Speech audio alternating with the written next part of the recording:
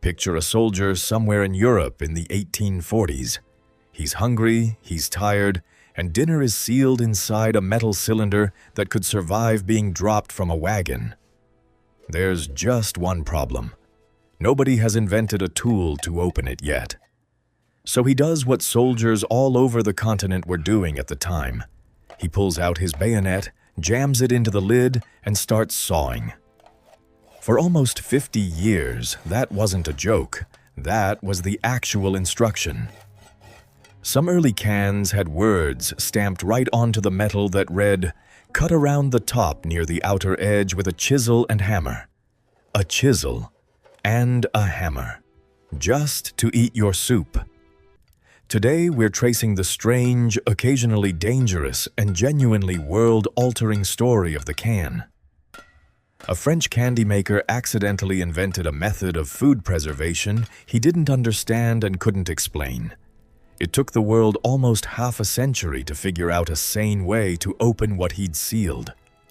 Along the way, this little metal cylinder fed armies sparked a public health panic, helped build the modern suburban kitchen, and eventually got hijacked by an engineer who only wanted a cold beer at a picnic. By the end of this, you'll never look at a soup can the same way again. Stick around, because the part about the bayonets isn't even the strangest twist in this story. The whole thing starts with an army that couldn't stop dying of hunger. In the late 1700s, France was at war on practically every front, and Napoleon Bonaparte understood something that a lot of generals before him had ignored. You don't lose wars only on the battlefield. You lose them in the supply wagons. Salted meat went rancid. Dried rations crumbled. Soldiers far from home got sick, and sick soldiers don't win battles. The British Navy had already learned this lesson the hard way decades earlier, when malnutrition killed more sailors than enemy cannon fire ever did. So in 1795, the French government put out an offer that sounds almost like a reality show premise today.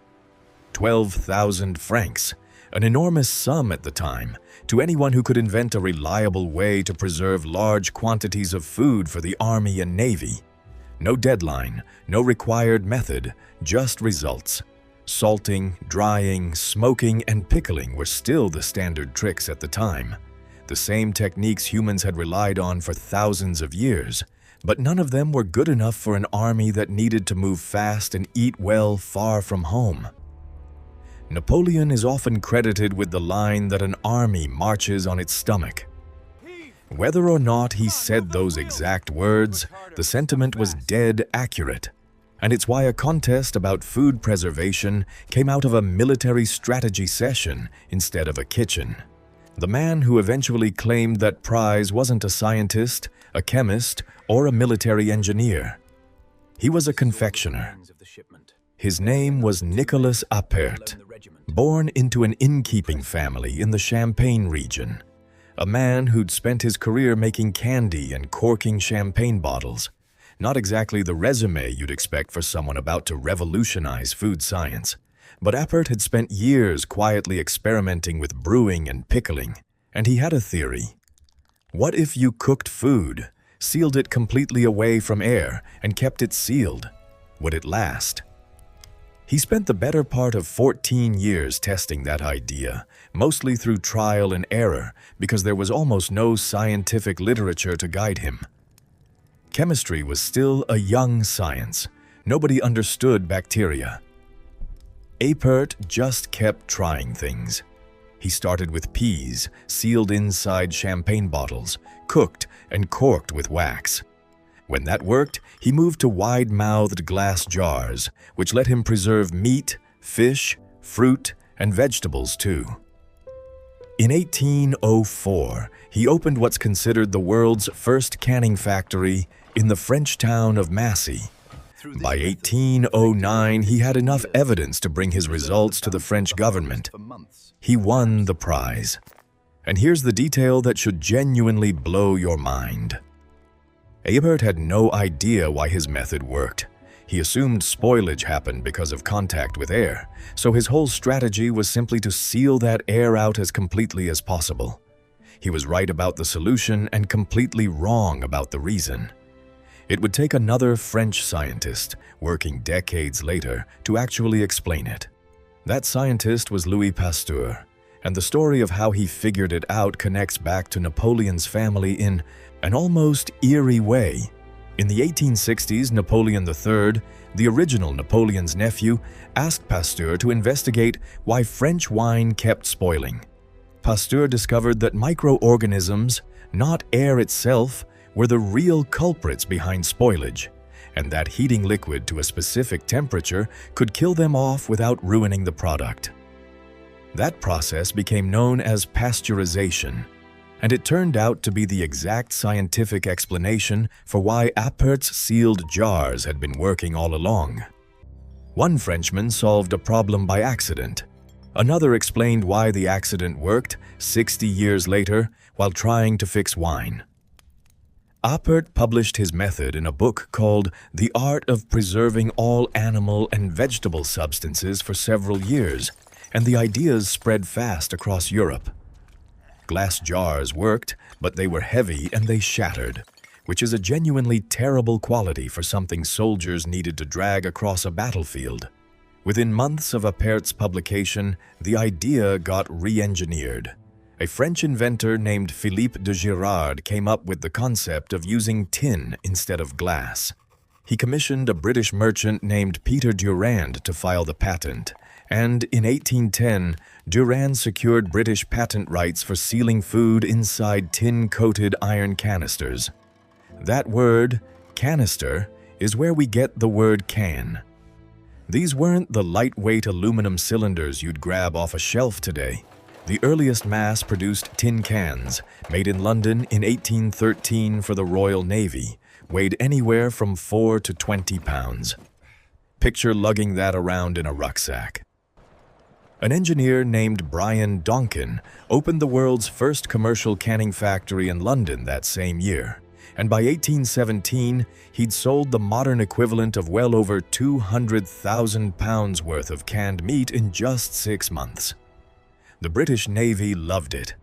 Arctic explorers loved it even more, since a sealed tin of meat could survive freezing temperatures and months at sea without rotting the way fresh provisions would.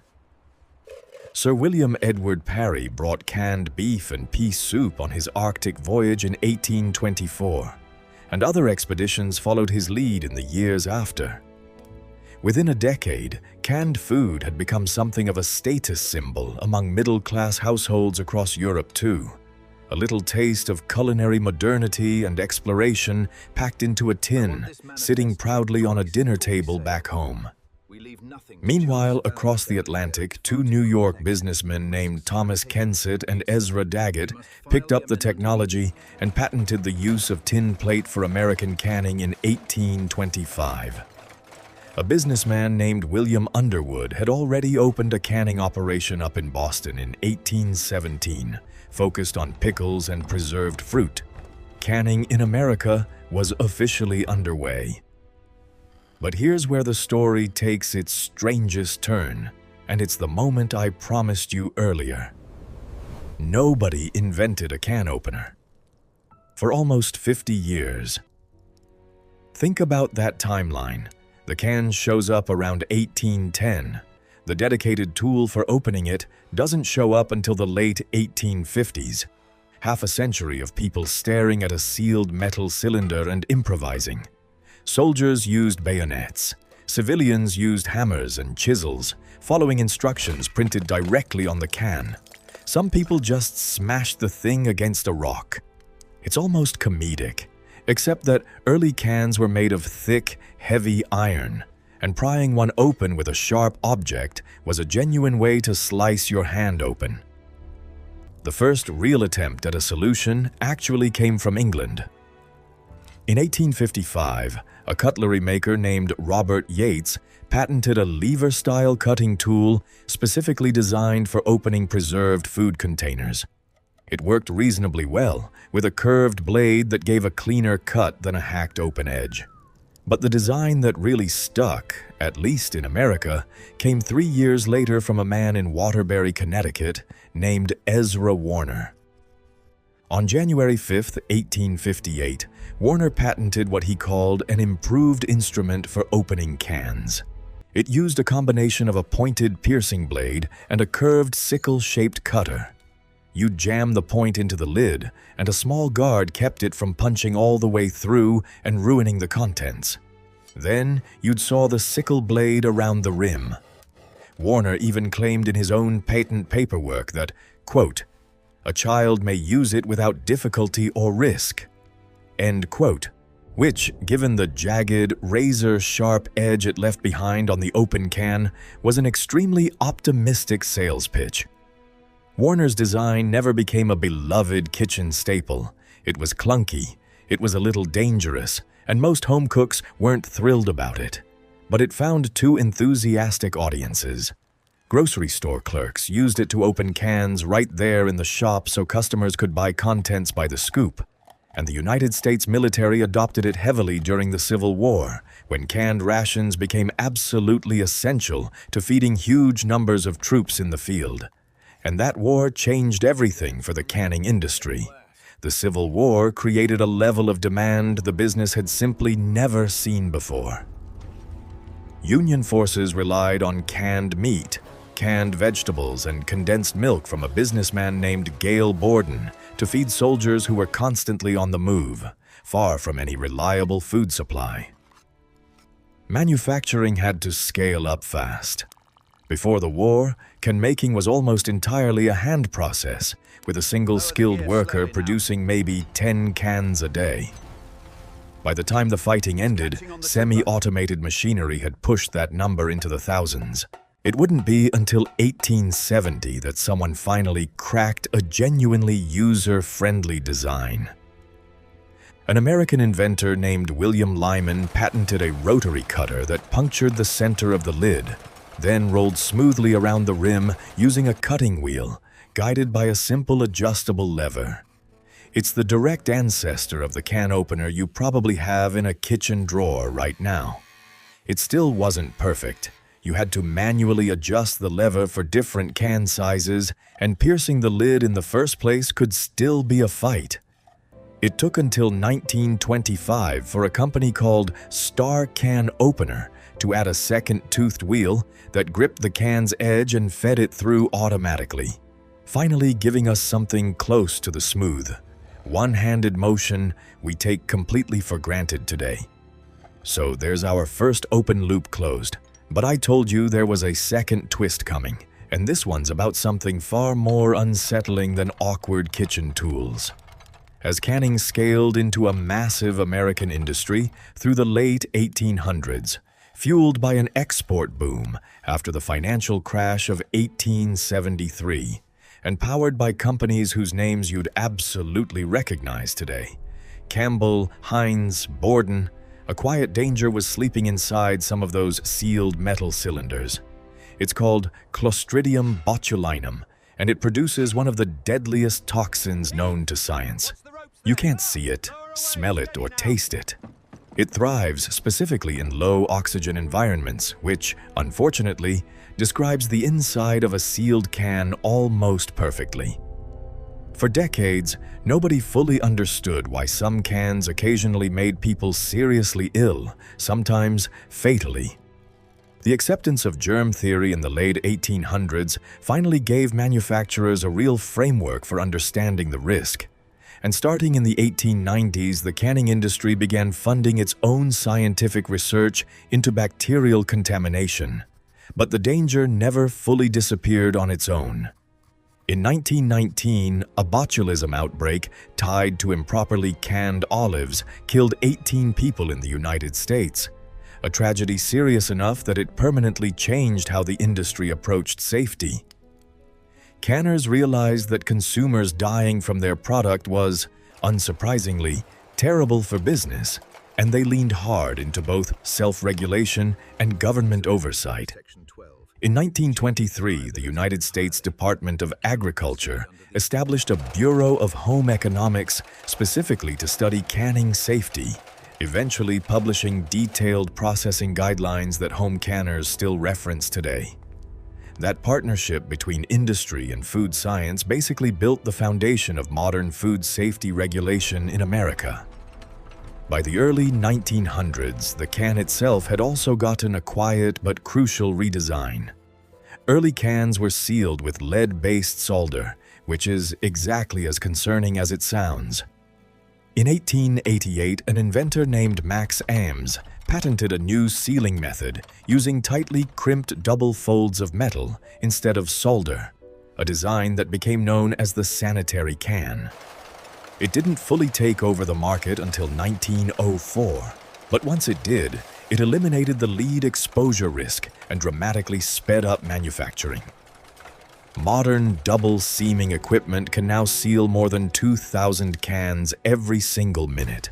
A staggering leap from those original 10 cans a day a single worker could produce by hand back in Appert's era. Then came the wars of the 20th century, and canned food found its biggest stage yet. During the Second World War, canned goods became an absolutely essential part of military rations, shipped by the boxload to soldiers fighting across multiple continents. Back home, rationing made fresh produce harder to come by, so the government encouraged ordinary Americans to plant victory gardens and can their own harvests to stretch supplies further. When the war finally ended, that wartime familiarity with canned food didn't disappear. It walked straight into the new suburban kitchens being built across America, where canned vegetables, canned soups, and canned fruit became pantry staples for an entire generation, raising families in a booming post-war economy. And that brings us to the second open loop I promised you, the one about a man and his beer. By the 1950s, canned beverages were everywhere, but opening one still required a separate tool, usually a small metal device nicknamed a church key, which punched two holes in a flat-top can, one for drinking and one to let air in. In 1959, an engineer named Ermel Fraze, who ran a small tool and machining business in Dayton, Ohio, went on a family picnic and discovered, to his frustration, that he'd forgotten to bring one. The story goes that he ended up improvising with his car's bumper to pry the can open, which is either deeply resourceful or a little bit unhinged, depending on how you look at it. Either way, it bothered him enough that he decided to actually solve the problem. Fraze experimented with attaching a metal lever directly onto the can itself, riveted to a pre-scored, weakened section of the lid. His first attempts left dangerously sharp edges behind, but he kept refining the design until he landed on something elegant, a small aluminum ring attached at a rivet, which you'd simply pull to peel back a sealed wedge of metal, letting air in and liquid out through a single opening, no separate tool required. He patented the design in the early 1960s and sold the rights to the aluminum giant Alcoa. Pittsburgh Brewing Company became his very first customer, slapping the new design onto Iron City beer cans and branding it the Snap Top. Within just a few years, around 3/4 of American breweries had adopted it. It was a genuine breakthrough, and it also created a problem nobody had quite anticipated. Those original pull tabs detached completely from the can, which meant millions of small, sharp pieces of metal ended up littering parks, beaches, and roadsides across the country. There were even documented cases of children swallowing detached tabs that had fallen back into the can. By the mid-1970s, mounting public pressure over both litter and safety pushed manufacturers toward a redesigned version, the kind we use today, where the tab stays attached and simply pushes the opening down and inward instead of tearing away entirely. It's a small engineering detail you've probably never thought about, but it's the direct result of one man's frustration at a picnic, followed by years of cleaning up the unintended mess his fix created. So where does all of this leave the can today? Honestly, in a much stronger position than you might expect. The global canned food market is worth well over $100 billion, and it keeps growing, driven by exactly the kind of practical appeal that made it successful 2 centuries ago. Long shelf life, no refrigeration required, reliable nutrition during supply chain disruptions, inflation, natural disasters, or just a busy week when cooking from scratch isn't realistic. Canned vegetables retain a surprising amount of their original vitamin and mineral content, often more than produce that's been sitting in a fridge for a week because they're sealed and processed at peak ripeness. There's also a quieter shift happening, one that would have genuinely surprised someone living through the suburban canned food boom of the 1950s.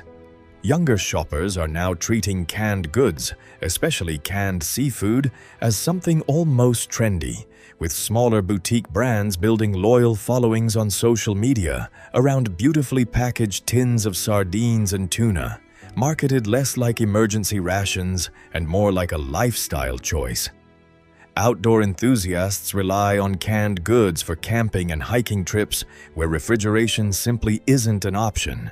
And emergency preparedness kits built for natural disasters almost always include a stash of canned protein and vegetables, since a properly sealed can realistically last anywhere from 2 to 5 years on a shelf without spoiling.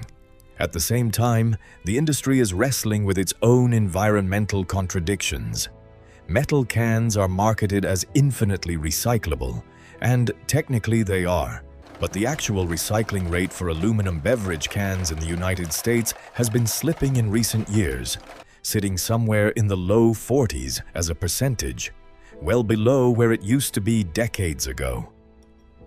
Manufacturers are also phasing out older plastic-based can linings linked to health concerns, replacing them with newer coatings as research and regulation continue to evolve, which means the can sitting in your pantry today is quietly still being redesigned. When you really sit with this whole story, there's something almost touching about it. A confectioner who didn't understand his own invention, a scientist who solved the mystery decades later while investigating wine, a Connecticut businessman who built a tool optimistic enough to claim children could use it safely when it absolutely could not, an engineer who only wanted a beer at a family picnic and ended up reshaping how the entire world drinks. None of these people set out to build some grand, sweeping legacy. They were just trying to solve the problem directly in front of them. And yet, here we are, generations later, still relying on their solutions every single time we reach into a pantry. The can sits there quietly on a shelf, easy to overlook, easy to take completely for granted.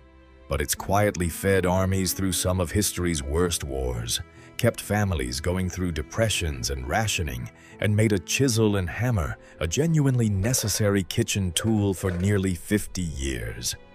That's a remarkable amount of history packed into something most of us forget about the second we toss it in the recycling bin. If you enjoyed digging into the surprisingly dramatic backstory of something this ordinary, this is exactly the kind of story we tell around here. The hidden history behind the objects sitting in your kitchen right now without you ever giving them a second thought. Hit subscribe if you want more of these, and let me know down in the comments which everyday object you'd want us to track down next. There are a lot more strange origin stories hiding in your pantry than you'd think.